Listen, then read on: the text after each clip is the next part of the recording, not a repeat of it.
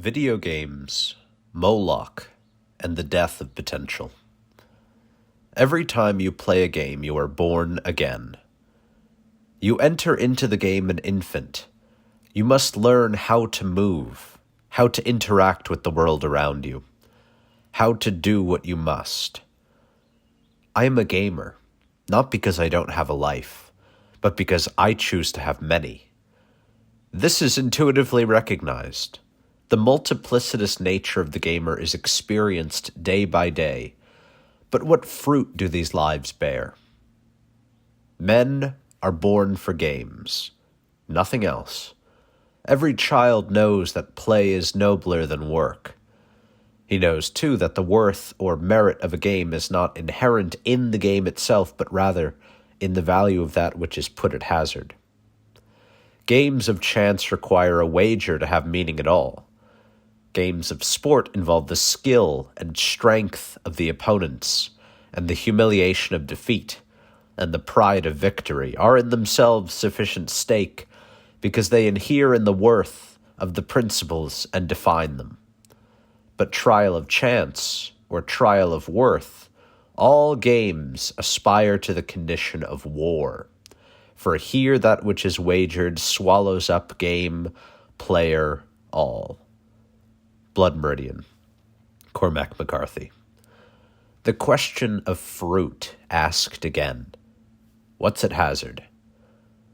The lived experience of the gamer. For there is no real cost other than time, and no victory other than the not unbearable passage of time. Win game, feel nothing. Lose game, day ruined.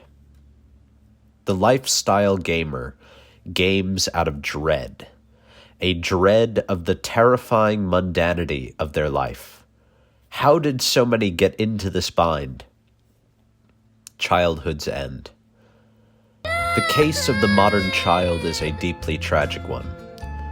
Neglectful or simply ill-equipped parents leave their child to their devices, as they don't have the time or drive to bring their children out into the world, to show them life and joy. The ageless question of, what shall I do now, is answered again and again with games or the computer. The parent is not always a passive figure in this dynamic.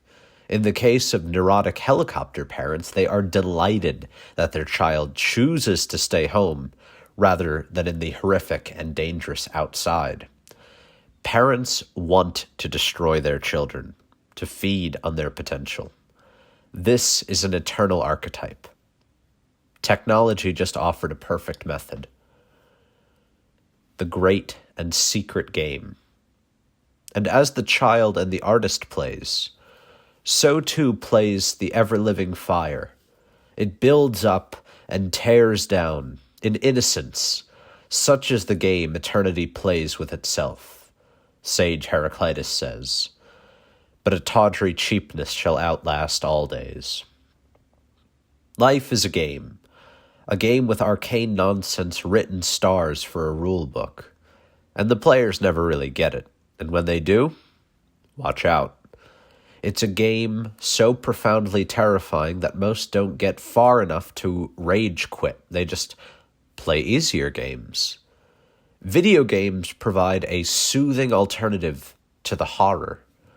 A thought that has often come to me in my thinking about the internet is the great irony of Plato's cave. I am personally not much of a Gnostic. I think we are living in the real world, not a mere simulation. The simulation. And while there is a world of forms, it exists solely in relation to our world. It is not higher or lower. But we have never been content with the world. And out of great fear, we created Plato's cave, perfected our own matrix, a technological locality which we trap our souls in to be fed upon by non-human parasites. We maggoed. We made archons great again. Kill me a son. Perhaps I've not explained myself well on what it is that is put at stake when we play video games and are amusing ourselves to death. This is not a religious thing. I don't think your eternal soul is at stake. In fact, many religions, big moms and dads, would be happier to have you gaming rather than out sinning. The thing at stake is your potential. All of that time I've been talking about, that is you. You are the way you spend time. The eternal symbol of potential is the child. Harpocrates, the child of the Aeon. Moloch, the god I have identified with the grind of gaming and entertainment addictions, is a god of child sacrifice. And like all false idols, playing his game bears no fruit. He demands your time, your infinite potential, and gives you nothing in return. He grows fat on the potential of a wasted generation. The merry-go-round of life. Life is a game, but unlike the games we've been looking at here, it bears the sweetest of fruit. All religions offer a rule book to this game, but generally for the sake of empowering themselves through strict instructions that arose from men, not God. Call me faithless, but I believe that playing the game well is rewarded in this life. Marx is right when he declares money is Moloch. For vast amounts of people, life is a game of money. Crowley's thoughts on money are a necessity in this discourse. Crowley is, in any event, profounder than Marx. Money, being the fourth great power. What are the other three? Come, you can surely do that in your head. 4's tetragrammaton, isn't it? Very well then. The first power is Yod, the father, fire, the wand, the flame of creative genius. The second is He, the mother, water, the cup, the sea to which all things tend. It is the gift of pleasing, of absorbing, of drawing all things to oneself. The third is Vav, the sun, the sword, the moving, penetrating element, double in nature, for it is intellect but also the result of genius absorbed, interpreted, transmuted, and applied through the virtue of the cup to expand, to explain, to bring into conscious existence.